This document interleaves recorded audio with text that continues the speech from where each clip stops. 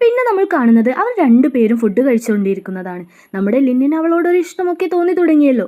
അതിനാൽ തന്നെ അവൻ അവർക്ക് ഒന്നിച്ചു മൂവിക്ക് പോകണം എന്ന് കരുതി ടിക്കറ്റ് എടുത്തത് അവൾക്ക് കൊടുക്കുന്നുണ്ട്. കാര്യം മനസ്സിലാക്കാത്ത ആൻ ആണെങ്കിലോ ഇതെന്ത് ചെയ്യും, വിൽക്കാമെന്നൊക്കെ പറഞ്ഞപ്പോൾ അത് കേൾക്കുന്ന ലിൻ, അത് ഞാൻ നിനക്ക് വേണ്ടി വാങ്ങിച്ചതാണ്, നാളെ നീ ഫ്രീ ആവണം എന്ന് അവളോട് പറയുന്നുണ്ട്.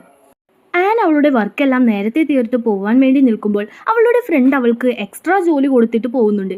ഇതിനെക്കുറിച്ചൊന്നും അറിയാതെ നമ്മുടെ ലിൻ പോപ്കോണൊക്കെ വാങ്ങിച്ച് ആനിനു വേണ്ടി കാത്തിരിക്കുകയാണ്.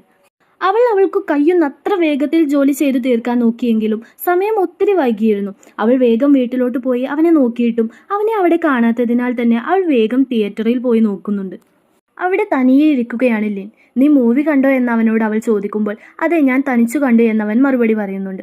അവന്റെ മുഖത്തെ ആ ഒരു സങ്കടം മനസ്സിലാക്കിയ ആൻ ഇപ്പോൾ വരാമെന്ന് പറഞ്ഞു പോയിട്ട് വേറെ 2 ടിക്കറ്റ് എടുത്തിട്ടാണ് വരുന്നത്. അത് കണ്ട് ലിൻ ഒത്തിരി സന്തോഷിക്കുന്നുണ്ട്. അവൾ വരാൻ വൈകിയത് കൊണ്ട് എന്താ, അവർക്ക് 2 പേർക്കും തനിച്ചിരുന്ന് മൂവി കാണാനുള്ള ഒരു അവസരം കിട്ടി.